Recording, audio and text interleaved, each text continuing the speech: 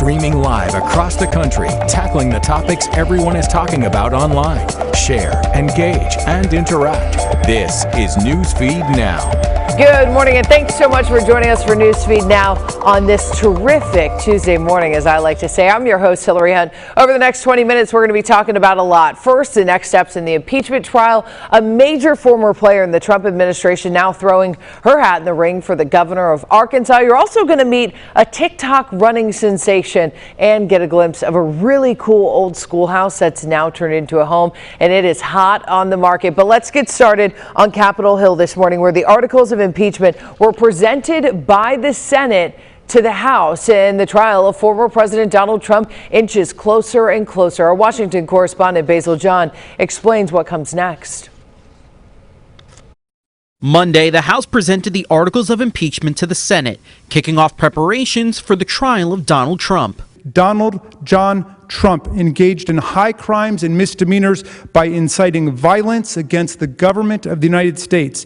Maryland Congressman Jamie Raskin joined other House impeachment managers as he read the articles on the Senate floor. President Trump gravely endangered the security of the United States and its institutions of government. And the Senate will issue its summons to former President Trump. Senate Majority Leader Chuck Schumer says he and Republican leader Mitch McConnell agreed to a timeline for the hearing, which we believe is fair to both sides and will enable the Senate to conduct a timely and fair trial on the article of impeachment. House impeachment managers and the former president's team will have until February 8th to prepare their briefs. Texas Senator John Cornyn says he doesn't know if this is necessary or constitutional. Used to be when you lost an election, that was sort of punishment enough from a political standpoint, but this feels very vindictive. It feels like they're just trying to kick the president on the way out. But Democrats say it is constitutional, and the riots at the Capitol justify the process. It requires accountability, and how we work that out is a challenge that is squarely before the Senate right now. And President Joe Biden officially signs an executive order reversing the ban on transgender individuals serving openly in the United States military. According to the White House, the executive order immediately prohibits involuntary separation, discharges, and denials of reenlistment or continuation of service based on gender or identity or under circumstances relating to gender identity. And let's stick with what President Biden's doing in office. He's also moving forward with the plan to put this woman, Harriet Tubman, on the $20 bill. Here's the thing. The Trump administration put the plan to replace Andrew Jackson on hold about 5 years ago. The Biden administration says the country's money should reflect the nation's history and diversity. If the change is made, Tubman would be the first African American on U.S. currency. And in the South, former press secretary for President Donald Trump, Sarah Huckabee Sanders, you may know her, officially launched her candidacy for the governor of Arkansas. Check this out. This is a video she tweeted yesterday. Huckabee Sanders focused on her time as press secretary for former President Donald Trump and really highlighted some of the issues that were important to her, like lowering the state's tax income, stopping the new Green Deal. But the two people you just saw on your screen are actually the people she's running against in Arkansas. Her opponents, you see them right there, say they're ready to separate themselves from the bigger name in the race, while she says her White House experience makes her the perfect candidate. And let's talk about COVID-19, the ongoing coronavirus. Another new strain of COVID-19 has made its way to the U.S. It's been spreading across Brazil, and now we're told it's up in Minnesota. And as doctors try to stop the spread of the new strain, the progress in the battle of the coronavirus is potentially threatened by what some are calling a rocky vaccine rollout and new COVID-19 variants. At least 3 have been identified so far. That includes a more infectious and possibly more dangerous version that originated in the UK. The CDC is warning it could become the dominant strain in the U.S. by March. The longer it takes to get everyone vaccinated, the more likely it is for that new strain to accelerate this ongoing pandemic. And here's the thing, the Biden administration is pledging to give 100 million shots in the first 100 days of presidency. Moderna says early research indicates current vaccines appear to be providing some protection against that UK strain of the virus that we just talked about.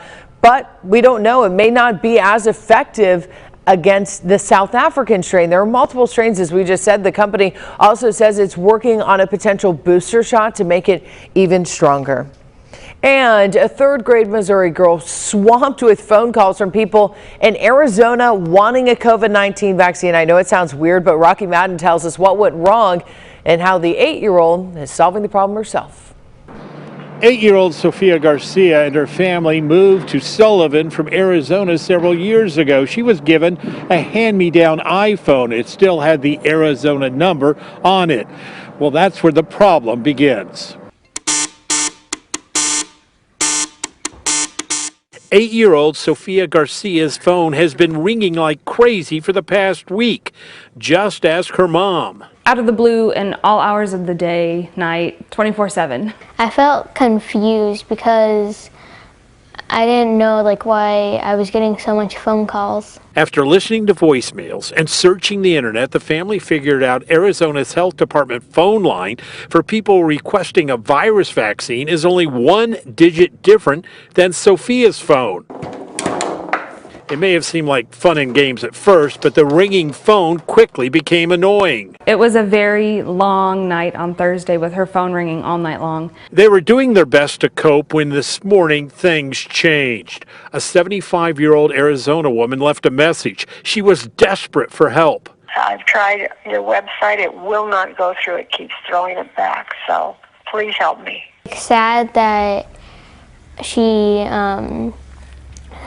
been trying for many days. Some people are getting really sick with the virus that's going on, and she just wants to help people get the information and the appointments and the vaccines that they want. Sofia's solution? Let everyone in Arizona know to be careful when dialing. Hi, you've reached Sophia's iPhone. If you're looking for a COVID vaccine, their number is 602. She's a sweet girl. She just wants to help people. I feel proud that I'm helping everyone. And folks in Arizona should be grateful for Sofia's efforts. I contacted the Arizona Health Department, but have yet to hear back. The family's received more than 50 phone calls so far.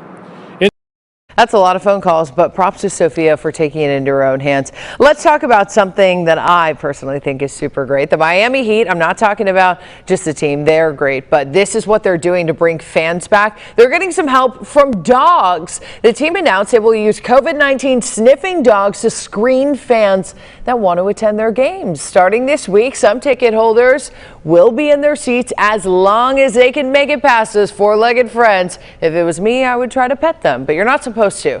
The first game for the dogs will be this Thursday when Miami Heat takes on the Los Angeles Lakers. And speaking of the Lakers, some really sad news here today. Everyone probably remembers this day 1 year ago. That was when the world lost Kobe Bryant and his daughter Gianna and 7 others in that tragic helicopter crash in Southern California. The NBA series will have a number of tribute games this week. Bryant actually won 5 championships in his 20 NBA seasons with the Los Angeles Lakers. He was a Grammy winner, a best-selling author of a children's book, and will soon officially be enshrined as a member of the Naismith Memorial Basketball Hall of Fame. Everyone remembering him in different ways today. Well, a track star showing off her speed on a TikTok video, and guess what? TikToks, you know what they do? They go viral, and this one obviously has. It's racking up millions of views. Taylor Cunningham introduces us to the newfound social media sensation. Take a look. Go fast. There you go. Go. This video going viral shows 12-year-old Jaya Patillo on a treadmill, sprinting at 17 miles per hour. Right here. Yep. Her trainer posting the video on TikTok, garnering thousands of views. Jaya's athletic ability catching the attention of ESPN, who posted the video on their account. Miss Jaya, you are a superstar. I think it feels pretty cool because I didn't think that I didn't think ESPN would notice the video, and I didn't think it would blow up either. And it was kind of crazy. The first time I checked, it had 2 million. The video now has more than 40 million views. When I first got there, I was pretty scared. The world watching as she conquered her fear in record time. He said it seemed like she was jogging at 15 miles per hour. So they increased it to 17, and she had the capacity easily to do 18. But shattering records is nothing new for the track star. Ready for her. Get it, Jai. Go, girl. Go, go, go. Come on, Jai. She's been running most of her life, racking up medals and wins, with her parents by her side. Push it, Jai. Go! She works very hard, and she goes out there and she shines. 9 times out of 10, Jai comes out on top. Jaya's mother, Cherie Patillo, grew up in Petersburg. She's now in the Air Force stationed in another state. But we were so excited to see our precious little granddaughter running so fast and so swiftly. Bishop Herman Crockett Jr. and Lady Martha Crockett, Jaya's grandparents, are still in Petersburg, presiding at Faith and Hope Temple Church. She puts God in her running. Before I always run my race, I think about the scripture Philippians 4:13, that I can do all things through Christ who strengthens me, and that normally gives me the strength to run it all the way through. The Patillo family grateful for the support.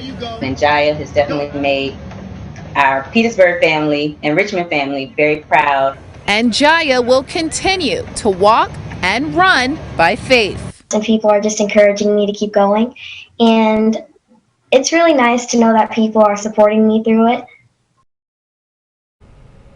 You guys write that name down, because I bet you Jai is going to be in the Olympics. Already running 17 miles per hour. History in the making, I'm telling you. But let's talk about history. It was actually made last night in the NBA, and it didn't have to do with the players. It had to do with the referees. Monday night's Charlotte-Orlando game was the first time, check it out, 2 women referees officiated the same NBA game. You go, ladies. This is awesome.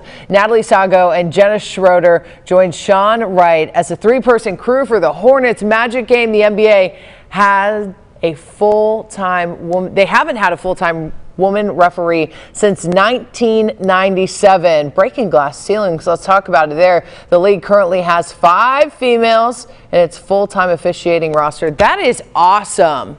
Well, guys, listen to this. We're going from the NBA to the NFL. You won't be seeing my favorite horses, those Budweiser Clydesdales, this year in Super Bowl ads, but it's actually for a good reason. Budweiser, they're sitting out the game this year, but they're doing it to help others. For the first time in 37 years, Budweiser has not had a Super Bowl ad, but it's because they're using some of that money to go towards the Ad Council and COVID-19 collaborations to push more people to get vaccinated and to share vaccine education. So some good news there. I will miss the horses, though. But talking about horses, what about dogs? You never know what you're going to find on a plane. But Southwest Airlines says they're not going to allow emotional support animals on flights starting March 1st. This makes me sad because I always pet all the dogs in the airport, especially the ones on the plane. Anyone who wants to bring a dog or a cat on the plane, they will have a pet fee. They'll have to pay that fee, probably keep them under the seat. But trained service dogs are the exception, but they have to be trained. They have to have all that paperwork. They will be allowed. The move comes after the U.S. Department of Transportation policy changes allowed airlines to ban animals that owners were claiming to be support animals. I'm telling you, this is all because someone brought that emotional support peacock on the plane, and I'm mad about it. Some airlines even reported incidents, I could see this, of, dogs getting loose. I heard someone even got bit on a plane. Oh, look, there's a duck, there's a goat. Now I get why they're doing this, because people are just bringing outrageous animals on the planes, but the dogs, I like them. And this is pretty cool. A former one-room schoolhouse renovated to a 2-bedroom house has officially hit the market in Fort Wayne, and it's generating a lot of buzz for history lovers, as you can imagine. Brit has more on this story for us.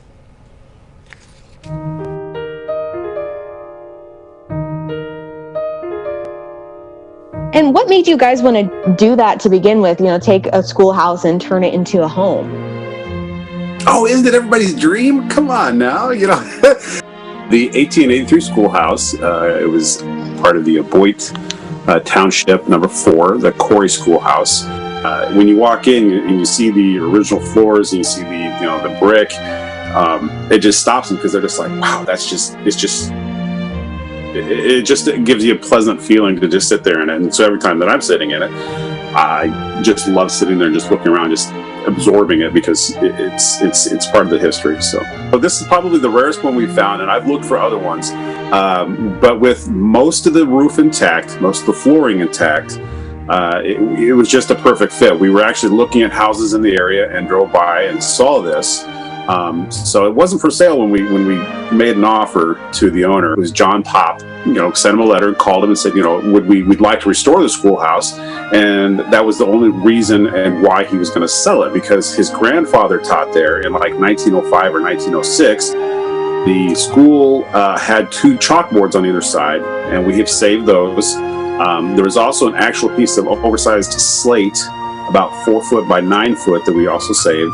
And we mounted that on an old salvage door, and have people sign that when they come in. Now, the original schoolhouse chalkboards we've left, because there's original writing on them from 1938 when they closed down the school. Yeah, we did put in 2 bedrooms and 2 bathrooms back there, which it was meant to be a house where people could come visit. Okay, it's not meant to house a huge family. It's meant for somebody to live there and enjoy it, and then have people come visit them when they can. We tried to blend some of the barn wood and reclaimed wood through. The newel posts are barn beams in going down to the basement. The barn beam that's used as a chandelier over the dining area. Reclaiming as much as possible. We have reclaimed slate in the bathroom as part of the shower surround, along with a actual barn door, which is the vanity in that same bathroom. So like I said, it's been a lot of fun, because you can bring in all these elements and have something that's interesting to look at, and that's the whole point, is to have fun while you're there. Now, talk about cool. We got to bring in Brit from Fort Wayne, Indiana. Brit, that is such a neat story. I feel like a lot of people are starting to do this, save a piece of history, but also modernize it at the same time. How did you find out about this? Well, this one in particular actually started getting a lot of traction online with people in our local community, but we see, we do a lot of stories like this in Fort Wayne. We have a lot of this stuff going on. So people just see it and send it to our station, and that's how we find a lot of them. And I got to know, how much did this sell for? How much is it being sold for, especially with all the work they put into it? Right now it's listed for over $600,000, and it hasn't sold yet, but they said they have had some viewings. So and if it doesn't sell, the owner's fine. He said he'd be okay with keeping it and maybe making it like an Airbnb, but as far as I know, it's still in the market. Quite the price tag, but I got to know, what's your favorite part of the house? I think my favorite part of the house is the fact that they have those old chalkboards from the original the original schoolhouse and the original writings. I think that's such a cool piece of unique history to have. That writing is almost 100 years old now. Wow. And then one of the things he really talked about was the importance of holding on to some of that history, like the chalkboards. Why was the history so important to him? So the person they actually bought it from, his name was John Pope, I believe. His grandfather or his father taught at the schoolhouse, and the only reason he was willing to sell was because the family wanted to restore it, and so they decided to really lean into that charm of the olden days, and all of that, like real rustic parts. Even in the kitchens and throughout the house, you can see they tried to, even though it was a newer edition, they tried to connect it to the original aesthetic of the schoolhouse. I love it. Like you said, writing that's over 100 years old. How cool. It would be so great if they turned it into an Airbnb if no one buys it. Brit, thanks so much for joining us from Fort Wayne. Love that story. Super cool house. Love that they're cherishing some of the history behind it. And moving on to our next story, it's not often that we cover stories that span over 40 years, but here's the thing. This one that we're about to show you, just that. This is a really cool story that could be experienced and retold for many years to come. Tim Seaman tells us about one man's hobby to connect with others in the most unique way. Before the snow started piling up, a few of my friends and I decided to come out here and go bow hunting. Ankeny, Iowa's Ross Bruins was hoping for a memorable hunt along the shores of Saylorville Lake near Des Moines. Told my wife it was my last hunt of the year. Came out here that day, didn't actually see a single deer, but it'll probably be one of the most memorable hunts I have for the rest of my life. Most memorable, you might be asking? How could that be? The answer, is found a couple hundred miles away in the Spirit Lake dining room of Janet Otto, and the stacks of binders her late husband Jim, the father of 4 kids, cataloged beginning in 1976. Even though he's been gone for so many years, that people still say his name and want to find out who he is and who his family is, and I think he would really appreciate that part of it, leaving a legacy. It turns out Jim was quite the adventurer. Probably too much so. He would get into situations that I wasn't sure if my life insurance was paid up. So long before his death in 2012, Jim Otto started sending messages in a bottle.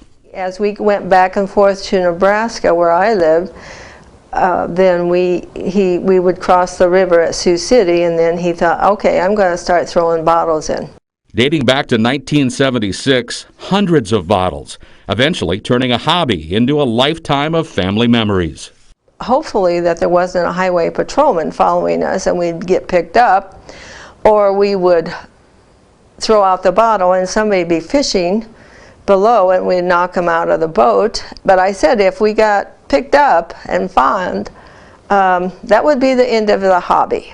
His kids were less concerned. Dad would wake us up and say, hey, we're coming up to the next river, and so whoever's in the front seat had to roll their window down, grab the bottle, make sure you recorded the number. That was our job, what the bottle was, and then of course throw it in. The bottles launched at home and overseas, cataloged by date, time, weather condition, and location, all awaiting a reply.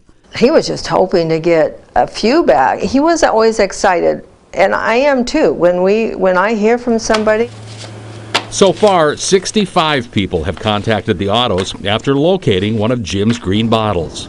This is all in German, which I can't read. This one came from the penitentiary in South Dakota. Good friends found a bottle in England. He found personal connections, and then he would try to keep the connection alive. It took time to wait for responses, and I guess that was a virtue that he had, was patience. And now you can understand why Ross Bruins calls his last bow hunt of the winter most memorable, even without ever seeing a deer. So when I came out here, I was trying to be as quiet as I could be and was watching my feet and ended up just seeing a bottle and picked it up and realized that it was a message in a bottle. And I actually took a picture and I had texted it to a couple of my friends who had been deer hunting the spot, and they couldn't believe as many times as they had been up and down that trail that they had never seen that bottle.